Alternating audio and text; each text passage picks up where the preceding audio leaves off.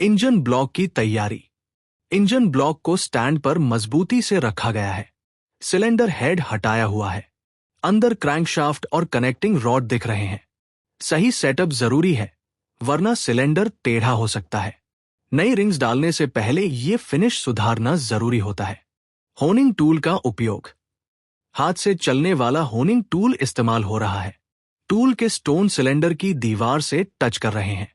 ये बोरिंग नहीं, सिर्फ फिनिशिंग की प्रक्रिया है। ऑयल बटा लुब्रिकेशन। सिलेंडर के अंदर तेल लगाया गया है। तेल से घर्षण कम होता है, हीट कंट्रोल रहती है, स्टोन जाम नहीं होते। बिना तेल के होनिंग करने से नुकसान हो सकता है। घुमाना और ऊपर नीचे मूवमेंट। टूल को घुमाया जा रहा है, साथ ही ऊपर नीचे चलाया जा रहा है। इससे क्रॉसहैच पैटर्न एक्स डिजाइन बनता है। यही पैटर्न पिस्टन रिंग्स के लिए जरूरी होता है। सतह की फिनिशिंग।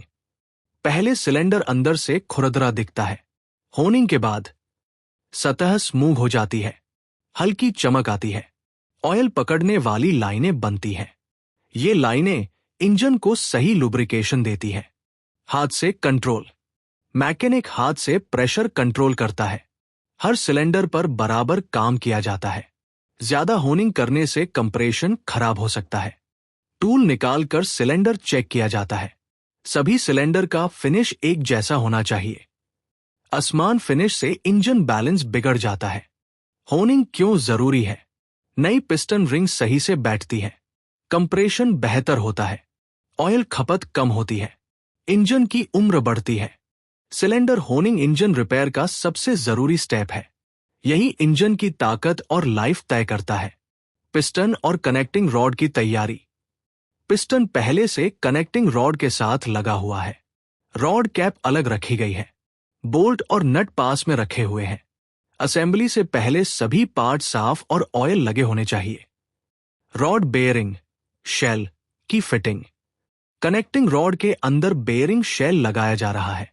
हाथ से सही पोजीशन में बिठाया जा रहा है।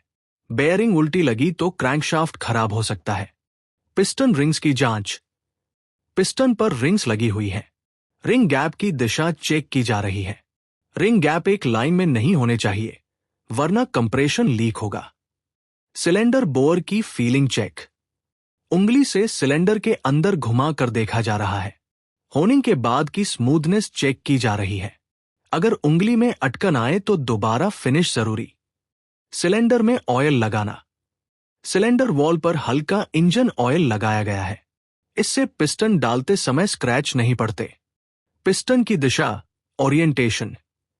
पिस्टन का फ्रंट बटा मार्किंग चेक की जा रही है। सही दिशा में सिलेंडर के सामने लाया जा रहा है। गलत दिशा में पिस्टन डालने से इंजन नॉइज और पावर लॉस होगा।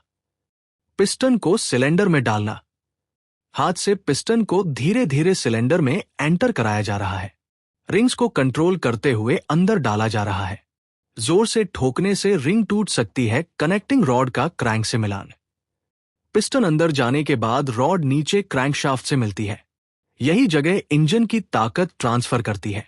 सिलेंडर के अंदर पिस्टन सही से बैठा है। सभी सिलेंडर का फिनिश और मूवमेंट एक जैसा होना चाहिए। यहीं पर गलती पकड़ में आ जाए तो इंजन बच जाता है। सिलेंडर होनिंग के बाद अंदर साफ और स्मूथ दिख रहा है। अंदर क्रॉसहैच पैटर्न नजर आ रहा है। सिलेंडर वॉल पर हल्का इंजन ऑयल लगाया गया है। इससे पिस्टन डालते समय स्क्रैच नहीं पड़ते। पिस्टन और रिंग्स की स्थिति। पिस्टन पर तीनों रिंग्स लगी हुई हैं।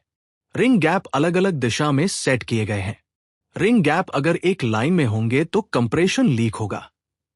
पिस्टन की सही दिशा ओरिएंटेशन। पिस्टन का फ्रंट मार्क बटा कट चेक किया जा रहा है। सही दिशा में सिलेंडर के सामने रखा गया है। गलत दिशा में पिस्टन डालने से इंजन नॉइज करेगा। पिस्टन को सिलेंडर मुंह पर रखना। पिस्टन को बोर के मुंह पर सीधा रखा गया है।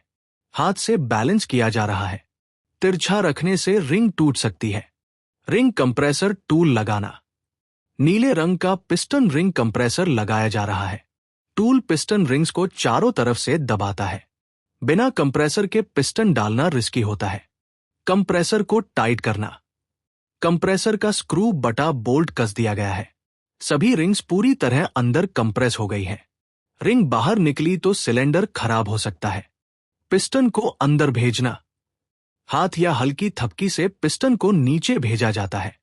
पिस्टन आराम से सिलेंडर के अंदर स्लाइड करता है। जोर से मारना मना है। पिस्टन का सिलेंडर में बैठना। पिस्टन पूरी तरह सिलेंडर के अंदर चला गया है। रिंग सही से बैठ चुकी है।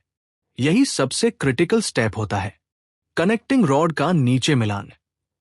पिस्टन अंदर जाने के बाद रॉड नीचे क्रैंकशाफ्ट की ओर जाती है। आगे चलकर रॉड कैप और बेयरिंग लगाई जाएगी। पिस्टन पूरी तरह सिलेंडर में बैठा। पिस्टन अब सिलेंडर के अंदर नीचे तक चला गया है। पिस्टन का टॉप फेस साफ और सही पोजीशन में दिख रहा है। इसका मतलब रिंग सही से कंप्रेस होकर अंदर चली गई है। रिंग कंप्रेसर अभी लगा हुआ। नीला पिस्टन रिंग कंप्रेसर टूल अभी सिलेंडर के मुंह पर है। सभी रिंग्स इसके अंदर कंट्रोल में है। जब तक पिस्टन पूरी तरह अंदर न जाए, कंप्रेसर नहीं हटाया जाता। पिस्टन को फाइनल पुश देना। अंदर से रॉड को हल्का सा पुश दिया गया। पिस्टन नेचुरली नीचे स्लाइड करता है। अगर रिंग अटकी होती तो पिस्टन नहीं जाता। रिंग कंप्रेसर हटाना। पिस्टन बैठने के बाद कंप्रेसर ढीला किया गया। टूल को सावधानी से बाहर निकाला गया। जल्दी या झटके से हटाने पर रिंग को नुकसान हो सकता है। पिस्टन का फाइनल विजुअल चेक। सिलेंडर के अंदर पिस्टन स्मूथ दिख रहा है। कोई स्क्रैच या अटकाव नहीं दिखता। यही सही पिस्टन फिटिंग की पहचान है। क्रैंकशाफ्ट की तैयारी। क्रैंकशाफ्ट जर्नल साफ और ऑयल लगे हुए हैं। बेयरिंग सरफेस चमकदार दिख रही है। ड्राई फिटिंग से बेयरिंग जल सकती है। पिस्टन के नीचे कनेक्टिंग रॉड क्रैंक जर्नल से मिलाई जा रही है। रॉड का ओरिएंटेशन चेक किया गया।